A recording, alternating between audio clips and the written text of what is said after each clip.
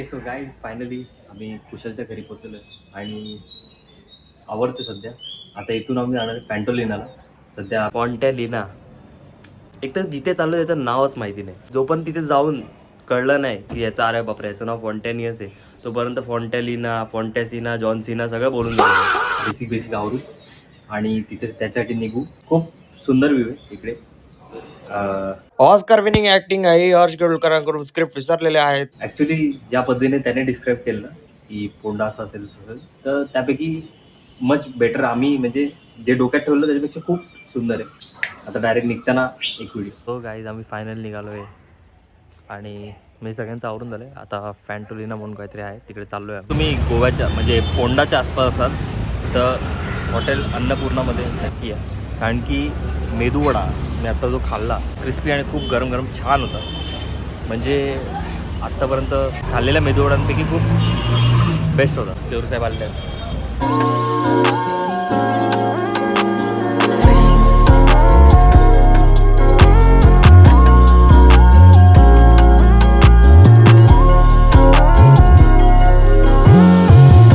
गोव्यामध्ये सगळे एकच गाडी रेंट करतात आणि ती म्हणजे फसिनो बाईक. फॉन्टेनियसला जाताना बेसिलिका ऑफ बॉम जीजस या चर्चला सुद्धा आम्ही जाऊन आलो आणि फायनली आम्ही त्या जागेवर पोचलो ज्या जागेचं मला नीट नावही उच्चारता येत नव्हतं. बाई खरंच खूप स्ट्रगल लागला इथे पोचायला. कारण की आम्ही या जागेची म्हणजे इथे पोचायची जबाबदारी कुशलवर दिली. त्याला डायरेक्शन सांगायला दिलं पण त्याला थोडंसं अशी चुकामुक झाली त्याला डायरेक्शन सांगताना. पण एनिवेज स्ट्रगल करत पोचलो आणि इकडची घरं बाई काय सुंदर रंगीबिरंगी घरं होती इकडची.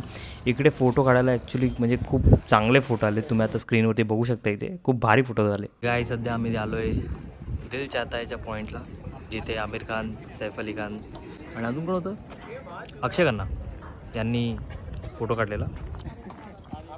हा जो स्क्रीनवर तुम्ही फोटोग्राफर बघतात ना ह्याच्याकडे कमालच केलेत भाई लोकांना म्हणजे अटेन्शन ग्रॅब करण्याची. तो तुमच्याकडे येणार आणि असं बोलणार की 1 फोटो दिल चाहता है पोज, 1 फोटो दिल चाहता है पोज. आणि मग भाई सगळे काय मध्ये काय होतं त्यांना लगेच फोटो काढायला रेडी पण होत आहेत. म्हणजे कमालच केलं त्याच्याकडे कमाल लेजिट मार्केटिंग जिनियस. आणि हां आम्ही या पूर्ण ट्रिपमध्ये फक्त याच बीचवर गेलेलो ते पण फक्त पाय भिजवायला.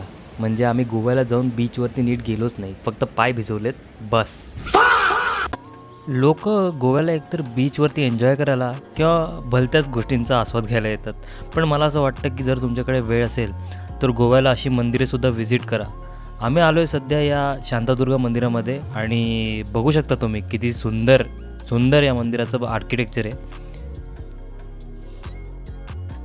ओके गाईज सध्या मी मंगेशी टेम्पलमध्ये आहोत आणि ह्याच्या आधी आम्ही शांतादुर्गा टेम्पलमध्ये होतो.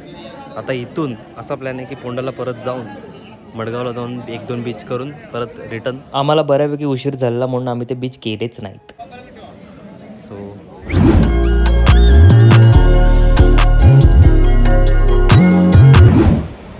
परतीचा प्रवास तुम्हाला काय ते दाखवतो. जे आम्ही ज्या कारणासाठी इथे आलो आहे ना ते कारण बघा काय करते सध्या.